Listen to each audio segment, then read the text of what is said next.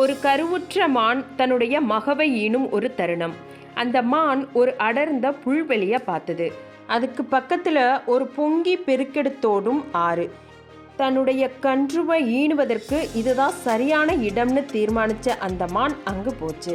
அப்போ வானம் முழுவதும் கருமேகங்கள் சூழ்ந்து மின்னலும் இடியும் பயமுறுத்த தொடங்குச்சு. மான் தன்னுடைய இடது பக்கம் திரும்பி பார்த்தது. அங்க ஒரு வேடன் தன்னுடைய அம்பை மானை நோக்கி குறிபார்த்து நின்றுட்டு இருந்தான். மானோட வலது பக்கம் பசியோட ஒரு புலி அதை நோக்கி வந்துட்டு இருந்தது. ஒரு கருவுற்ற மான் பாவம், அதனால என்னதான் செய்ய முடியும்? அதுக்கு வலியும் வந்துருச்சு. மேலும் எங்கேயோ பத்திக்கிட்டு இருந்த காட்டு தீயும் தன்னை நோக்கி எரிஞ்சிட்டு வர ஆரம்பிச்சது. என்னதான் நடக்கும்? மான் பிழைக்குமா? மகவை நல்லபடியா ஈணுமா? மகவும் பிழைக்குமா? இல்ல காட்டு தீ எல்லாவற்றையும் அழிச்சிடுமா? வேடனுடைய அம்புக்கு மான் இரையாகுமா? இல்ல புலியின் பசிக்கு உணவாகுமா? பற்றி எரியும் கொடும் தீ ஒருபுறமும், பொங்கும் காற்றாறு மறுபுறமும், பசியோடு வந்த புலியும் வில்லுடன் வேடனும் எதிரெதிர்ப்புறம். மான் என்னதான் செய்யும்?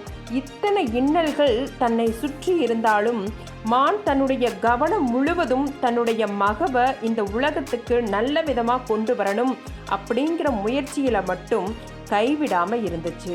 ஒரு உயிரை விதைக்கிறதுலையே தன்னுடைய கவனம் இருக்க மற்ற சூழல்கள் எல்லாம் அதனுடைய கண்ணில் படவே இல்லை.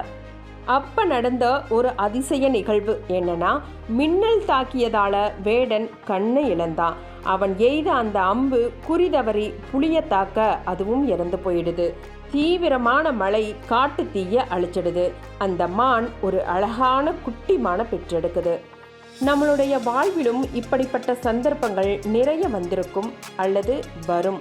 அந்த மாதிரியான சூழல்ல பல எதிர்மறை சிந்தனைகள் நம்மை சுற்றி நின்று அச்சுறுத்திக்கிட்டே இருக்கும். சில குழப்பமான எண்ணங்களின் பலம் நம்மை வீழ்த்தி அவை வெற்றி பெற்று நம்மை வெற்றிடமாக்கும். நாம் இந்த மான்கிட்ட இருந்து கற்றுக்கக்கூடிய விஷயம் என்னன்னா, அந்த மானுடைய கவனம் முழுவதும் மகவை பெற்றெடுக்கிறதுலையே இருந்துச்சு. மற்ற எதையும் அது பொருட்படுத்தலை. ஐயோ, எல்லா திசையில் இருந்தும் ஆபத்துகள் வருதே அப்படின்னு அந்த மான் மற்றவற்றிற்கு கவனம் கொடுத்திருந்தா மகவும் மானும் மடிந்து போயிருக்கும். இப்போ உங்களை நீங்களே கேட்டுக்கோங்க, எதில் என் கவனம், எதில் என் நம்பிக்கையும் முயற்சியும் இருக்க வேணும்? நம்மளோட இந்த வாழ்க்கையே பெரும் போராட்டத்திற்குரிய ஒரு போர்க்களம்.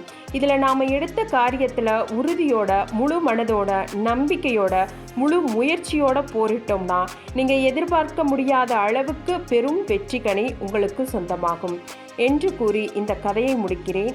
நன்றி.